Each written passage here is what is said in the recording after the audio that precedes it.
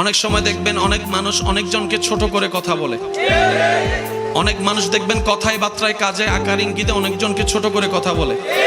আমরা মনে করি উনি ওনাকে অপমান করছে। আমি শ্রদ্ধার সাথে একটা কথা বলি, মনে রাখবেন, সম্মান দেওয়ার জন্য তার কাছে আগে সম্মান থাকতে হয়। যার কাছে সম্মান নাই সে সম্মান দিতে জানবে না। যার কাছে সম্মান দেওয়ার মতো সুন্দর একটা মন নাই সে কখনো সম্মান দিতে জানবে না।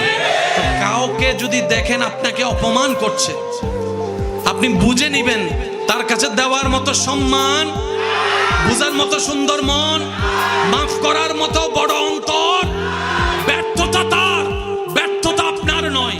তো কারো কাছ থেকে অপমানিত হলে মন ছোট করবেন না। আমি অপমানিত হয়েছি, এই জায়গায় একটা টেকনিক অ্যাপ্লাই করবেন, সেটা হচ্ছে আপনি ধৈর্য ধরে ওনাকে মাফ করে দিবেন, আল্লাহর দিকে তাকাই ওনাকে মাফ করে দিবেন, দাবি মুক্ত করে দিবেন। আপনার রব এটা দেখে খুশি হয়ে আপনাকে আরো হাজার গুণের ইজ্জতের মালা পরিয়ে দিবে। ওয়াতু ইজ্জু মান তাশা। চিৎকার দিয়ে বলেন সুবহান।